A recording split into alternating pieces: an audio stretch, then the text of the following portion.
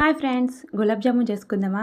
ఈ ప్రాసెస్‌లో చేస్తే ఫస్ట్ టైం చేసేటోళ్ళు కూడా చాలా పర్ఫెక్ట్‌గా చేస్తారు.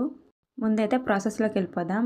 నేనైతే 2 ప్యాకెట్స్ తీసుకున్నా. ఇందులో కొంచెం పించెస్ ఆఫ్ సాల్ట్ ఏసుకొని కలుపుకుంటే చాలా బావుంటుంది. ఇంకా పిండి కలిపేటప్పుడు మనం పాలతో కలుపుకుంటే టేస్ట్ ఇంకా బావుంటుంది. సాఫ్ట్‌గా కలుపుకోవాలి. ఇది కలిపిన తర్వాత 10 నిమిషాలు పక్కన పెడితే మనకి సెట్ అయిపోతుంది. పంచదార పాకం తీసుకోవాలి. 2 ప్యాకెట్స్‌కి దగ్గర 3/4 కిలో వరకు నేను పంచదార పాకం అయితే తీసుకున్నా. కొంచెం జ్యూసీగా ఉంటుందని ఎక్కువగానే తీసుకున్నా. ఇందులో ఇలాచీ కూడా వేసుకోవచ్చు. నేనైతే దీన్ని స్కిప్ చేశా. మనకి పాకం చల్లారేలోపు ఆయిల్ పెట్టుకొని గులాబ్ జామున్ అనేవి ఫ్రై చేసుకోవాలి. డీప్ ఫ్రైకి ఆయిల్ పెట్టేశాక మనం ఇప్పుడు గులాబ్ జామున్ బాల్స్ అయితే చేసుకుందాము. పగుళ్ళు రాకుండా ఉండాలంటే ఇలా నీట్‌గా మెత్తగా కలుపుకుంటూ 2 చేతుల మధ్యన నలుపుతూ దాన్ని రౌండ్ రౌండ్‌గా చేస్తేనే పగుళ్ళు రాకుండా బావుంటాయి.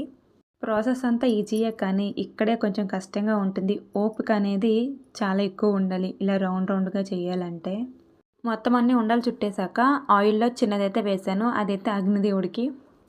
దాన్ని శాంపుల్ కూడా అనుకోవచ్చు. ఇప్పుడు ఒక్కొక్కటిగా అన్నీ వేసుకోవాలి.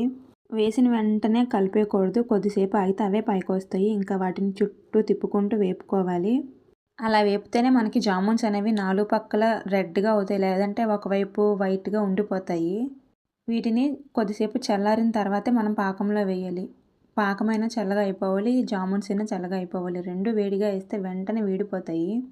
అన్నీ వేపుకున్నాక పాకం కొంచెం గోరువెచ్చగా ఉంది. గులాబ్ జామ్ అయితే ఏసేసాను. దీన్ని ఒక 1 అవర్ పక్కన పెట్టేస్తే మనకి సాఫ్ట్‌గా, టేస్టీగా గులాబ్ జామ్ ఈజీగా రెడీ అయిపోతుంది. నా వీడియో మీకు నచ్చిందా? అయితే లైక్ చేసేయండి. Thank you.